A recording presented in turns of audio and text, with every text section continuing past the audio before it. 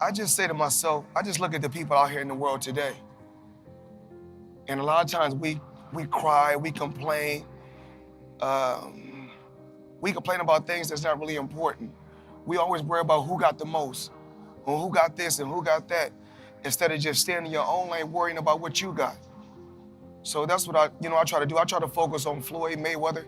I don't try to get in nobody else's lane.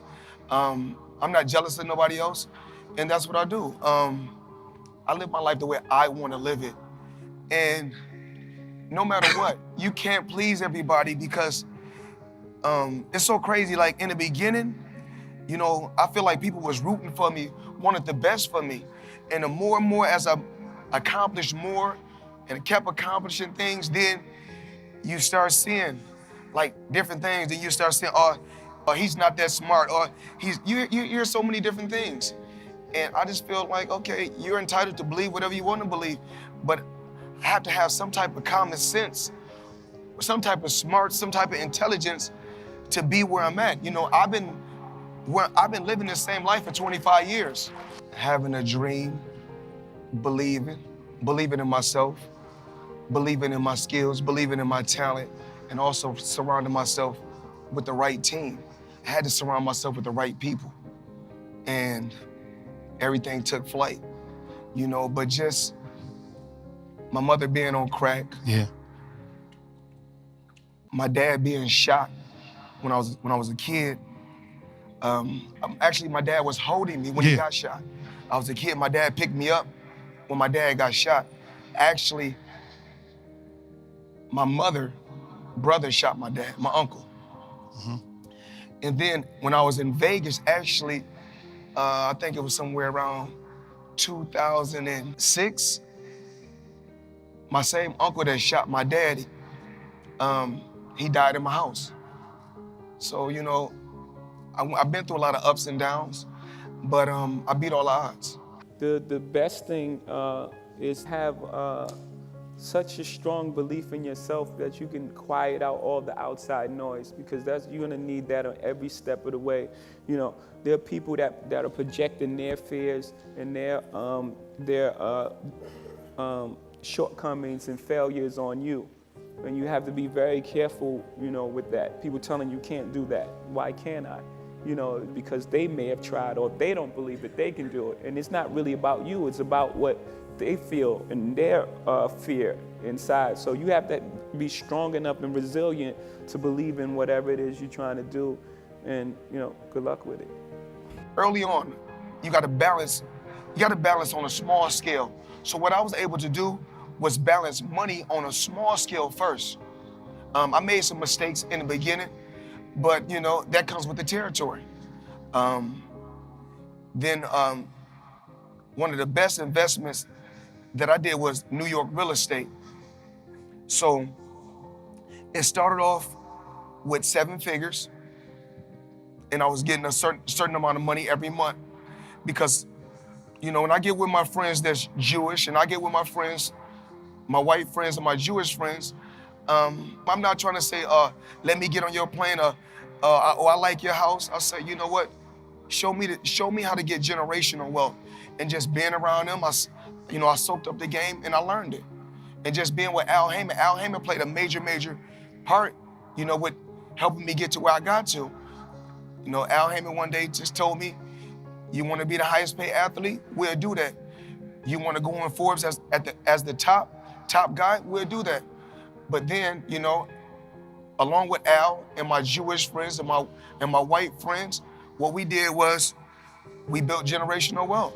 So my first investment, my first investment was $5 million, but that was years ago. I'm talking about years ago. When I first gave them $5 million, I was getting $50,000 a month.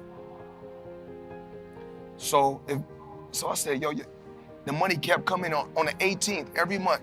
50,000 would come in. I still was competing, I still was fighting, I still was active, and I still was making crazy money. Every day, I would come home and watch every legendary champion. Every champion. Larry Holmes, Sugar Ray Leonard, Marvin Hagler, Mike Tyson, Roberto Duran, Michael Dokes, Eddie Mustafa Muhammad, Julio Cesar Chavez.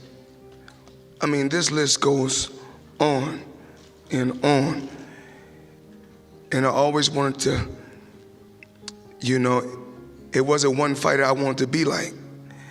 Some days I wanted to fight like Leonard. Another day I want to fight like Hagler. But then I want to have a style like Tommy Hearns. But then I want to be a killer like Mike Tyson. And then when I took all those different champions, Chavez and Roberto Duran and all these different champions and all these different guys,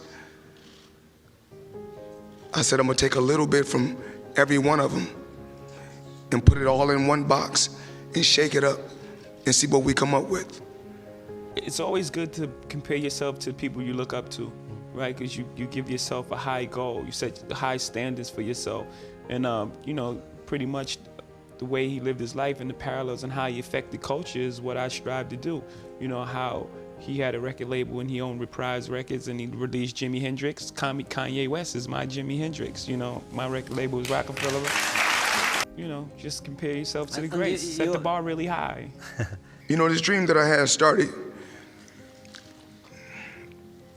years and years and years ago. No matter what my dad did, because he done whatever he had to do to give me a finer life, to give me a better life, to give me the best life that he could give me. And everything happens for a reason. Even when my dad was incarcerated and he went away, I still would hear his words in the back of my mind. Continue to work hard. Nothing is gonna come easy. I worked hard, I worked extremely hard to get to this point. And every day I know I'm blessed. I'm truly, truly blessed. And I don't take anything for granted. Because now it's DVD, but back then it was VHS tapes. Only thing I knew when I come home, they say, you have to do homework. You know what I said? Homework, put that boxing tape on. Because I knew what I wanted to do. I knew I wanted to be champion. And is the dream over? Absolutely not. We're gonna be the biggest company, whether you like it or not. Because if you think small things happen. I always dream big. I always believe. I believe in my team. I believe in these fighters. When Badu Jack got hit with a good shot and he took a loss, it was nothing. It's a minor setback for a major comeback. And he's world champion now. There's a knowing in being an artist. There's a knowing. You can't guess. You can't think. There's a knowing. You have to know that even if it doesn't work today, tomorrow, there's artists that I play that weren't popular at the time that I play more than I play current artists. Shuggie Otis, I suggest you just go look up Shuggie Otis. It was amazing. And at the time, it wasn't this hugely popular thing, but I think when it all said and done, we would play that music more than any other music, right? So you have to have this knowing that, okay, it may not work today, it may not work tomorrow, but this is the right thing and this is what I'm doing and this is what's feeding me. So that would be the best advice that I can give you, that knowing, just believe in what you're doing. And if you don't believe in it, then you're not doing it. You haven't figured out the thing that you do best yet. When you feel it and when you know, no one can tell you. You only have to be right once. In my beginning, I just lived such a rich life, a full life. My first album came out, I was 26, and I had seen so many things in the street. So my attitude was like, man, I've seen so much, and I don't have anything to prove. I know who I am. I'm a very self-aware person. So when you're self-aware, even when you're dealing with someone's ego, you know when to allow it to, you allow their ego to live in its own space. You know, it's the problem is if you when you engage that energy, that's when there's a problem. If you engage the ego with your ego, then it's like, okay, now something has to happen. It can keep escalating to a level that can be irreversible. You know, but if you don't engage the ego, if you know how to manipulate or play around with the ego, and you give light back to darkness,